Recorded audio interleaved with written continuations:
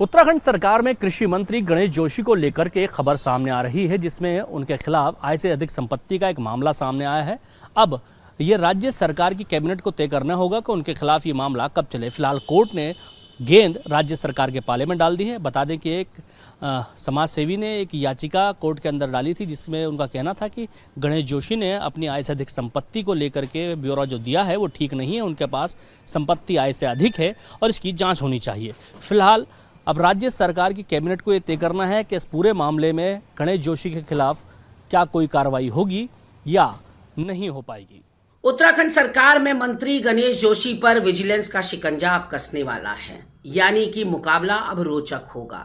एक तरफ तो मुख्यमंत्री धामी की संस्तुति पर कांग्रेस के नेता हरक सिंह रावत के घर पर ईडी 12-12 घंटे पूछताछ कर रही है। वहीं अब विजिलेंस ने संस्तुति मांगी है, हरी झंडी मांगी है धामी कैबिनेट से गणेश जोशी से पूछताछ करने के लिए। गणेश जोशी पर आय से अधिक संपत्ति का मामला चल रहा है, जो कि उत्तराखंड के इतिहास में पहली बार हुआ है कि किसी मंत्री के ऊपर इस तरह से विजिलेंस की जांच बैठेगी। उसके अलावा सीबीआई ने अभी गणेश जोशी के ही एक उद्यान घोटाले का खुलासा करते हुए उसमें करोड़ों के भ्रष्टाचार की बात कही, लेकिन गणेश जोशी का कोई बाल बांका भी नहीं कर पाया। उसके अलावा सैन्य धाम में भ्रष्टाचार हुआ है, इसके कई पुख्ता दस्तावेज सरकार और शासन के सामने पत्रकार वार्ताओं के जरिए रखे गए, लेकिन वहां से भी वो बच निकले। शक्तिमान घोड़े को किस तरह से उन्होंने मारा, जो सरकारी घोड़ा था, वो सबके सामने है। तो अब ऐसा लगता है कि पाप का घड़ा भर चुका है और अब तो जांच होकर रहेगी और एक एक करके सबकी बारी आएगी।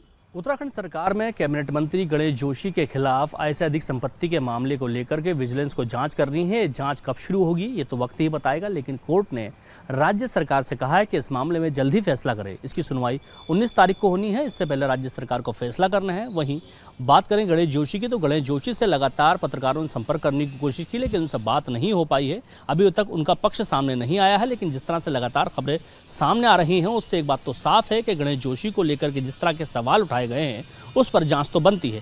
अब देखना यह होगा कि राज्य सरकार इस विषय पर जांच कराती है या नहीं कराती है, क्योंकि राज्य सरकार में इस वक्त गणेश जोशी कैबिनेट मंत्री हैं और गणेश जोशी के खिलाफ अगर आय से अधिक संपत्ति का मामला दर्ज होता है या इसमें जांच शुरू होती है तो उनको कुर्सी गंवानी होगी। ये भी एक बड़ा मामला है। अब देखना ये होगा कि राज्य सरकार इस पूरे मामले को किस तरह से संभालती है और इस पूरे विषय पर किस तरह की कार्रवाई करती है। लेकिन जिस तरह से लगातार इस पूरे विषय को लेकर के सवाल खड़े हो रहे हैं, उससे सीधे तौर पर राज्य सरकार मुश्किल में खड़ी होती दिखाई दे रही है।